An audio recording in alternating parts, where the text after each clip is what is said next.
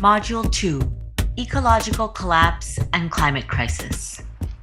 Western culture seems to be obsessed with the idea of apocalypse. Stories about the end of the world are everywhere. There are zombies, bleak landscapes, and suspenseful thrillers where everyone's going to die unless they are saved by a ruggedly handsome dude.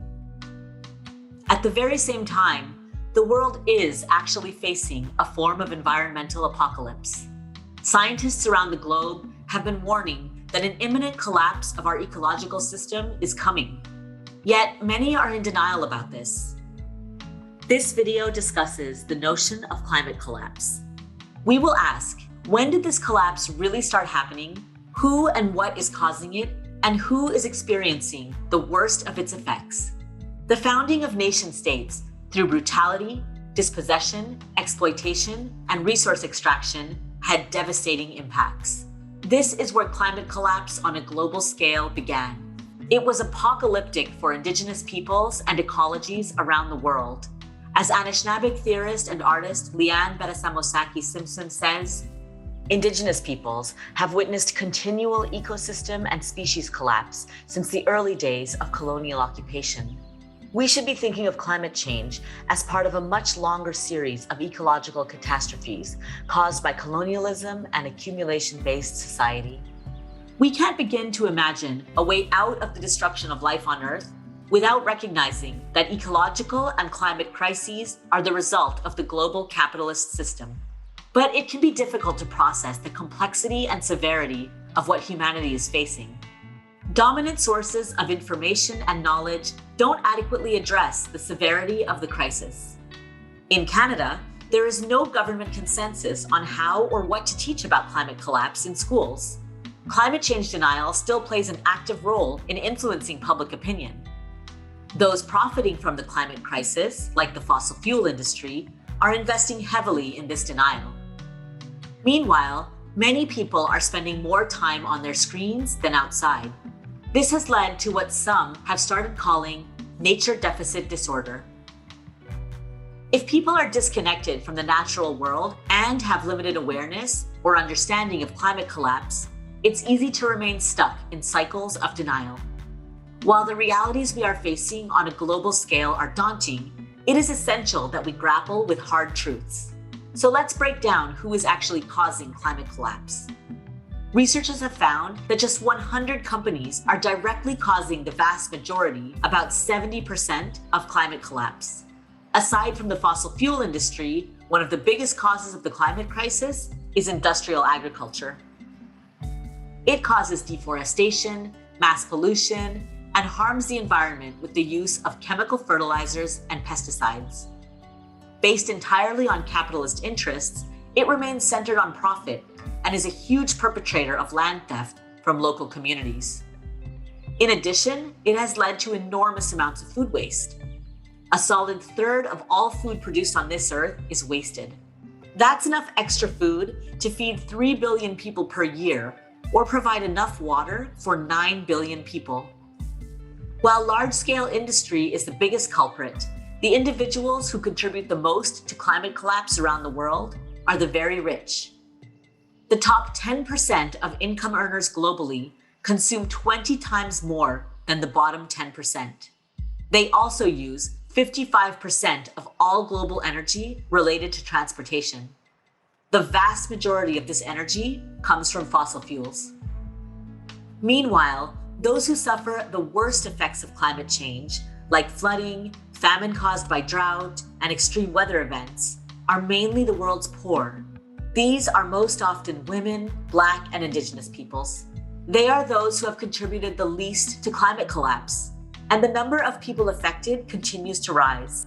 Over the last decade, an average of 21.5 million people per year were temporarily or permanently displaced from their homes due to climate crises.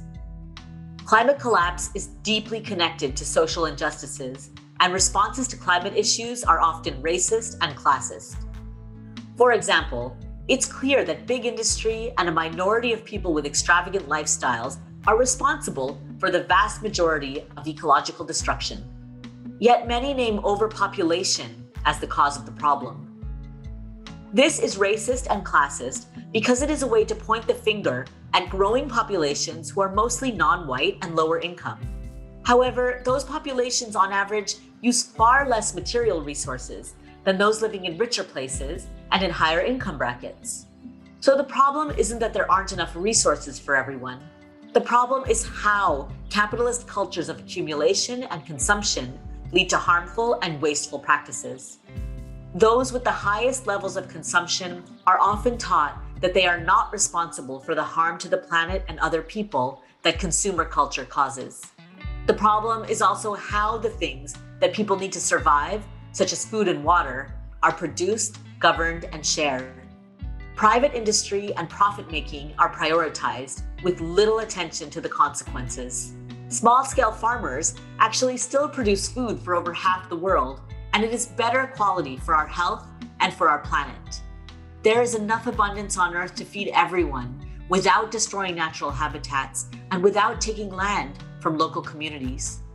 So what can be done? Many of the proposed solutions, such as green technology and green consumerism, might be good first steps, but they won't actually bring about the transformational change we need. These ideas are embedded in existing capitalist and colonial systems and ways of thinking. Indigenous critiques demonstrate how such solutions don't address returning stolen lands. As Kulwikasa theorist Nick Estes asks, why is it easier for some to imagine the end of fossil fuels but not settler colonialism? To imagine green economies and carbon-free wind turbine solar power and electric bullet train utopias, but not the return of Indigenous lands? It's not an either-or scenario. Both are possible and necessary.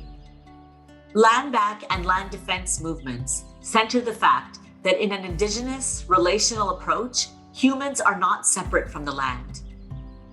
As Kanyakaha theorist Sandra Stiers explains, land is not an object to be extracted from as a resource.